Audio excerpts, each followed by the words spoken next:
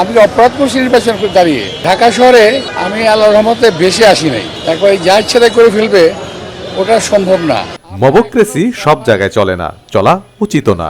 আর ঢাকা শহরে আমি আল্লাহর রহমতে ভেসে আসি নাই, এমনটাই মন্তব্য করেছেন বিএনপির স্থায়ী কমিটির সদস্য এবং ঢাকা ৮ আসনের প্রার্থী মির্জা আব্বাস।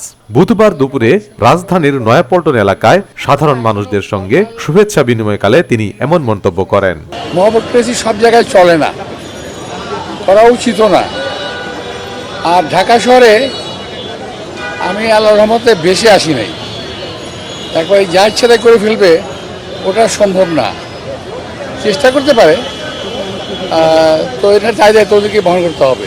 নির্বাচনী প্রস্তুতির বিষয়ে কথা বলতে গিয়ে ব্যালট পেপারের অসঙ্গতি নিয়ে প্রশ্ন তোলেন মির্জা আব্বাস। অভিযোগে তিনি বলেন, ব্যালট পেপারে যা দেখছি সেটা উদ্দেশ্যমূলক। নির্বাচন কমিশনের উচিত এটি দ্রুত ঠিক করা। এটা একেবারে উদ্দেশ্যমূলকভাবে করা হয়েছে, যাতে ব্যালট পেপারটা কনফিউজিং হয়ে যাবে।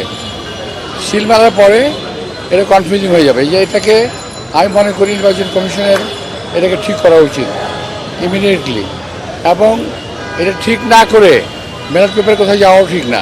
এছাড়াও তারা আনুষ্ঠানিক কোনো প্রচারণা চালাচ্ছেন না, সাধারণ মানুষদের সঙ্গে যোগাযোগ রক্ষা করছেন বলে জানান তিনি।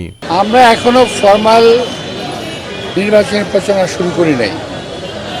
এখন এমনি দেখা সাক্ষাৎ করা, এলাকার মধ্যে কথাবার্তা বলা, যেহেতু এলাকায় আমি থাকি, এলাকার মানুষের সঙ্গে যোগাযোগ করা, এটুকুই করছি। নির্বাচনী প্রচারণা প্রপারলি শুরু করিনি আমরা।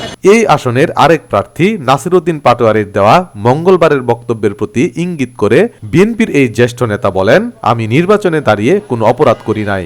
দুর্বল প্রার্থীরা সবল প্রার্থীর বিরুদ্ধে কথা বলবেই। আমি অপরাধ করছি নির্বাচন করে দাঁড়িয়ে। আমি তো নির্বাচন আজকে থেকে করি না, এটা নিয়ে আমার প্রায় ৫-৬বারের মতো নির্বাচনে আমি প্রতিদ্বন্দ্বিতা করছি। আমি এ সময় মির্জা আব্বাসের সঙ্গে স্থানীয় বিএনপির বিপুল সংখ্যক নেতাকর্মী ও সাধারণ ভোটাররা উপস্থিত ছিলেন। যে কোনো ধরনের উস্কানিতে কান না দেওয়ার জন্য ভোটারদের প্রতি আহ্বান জানান মির্জা আব্বাস।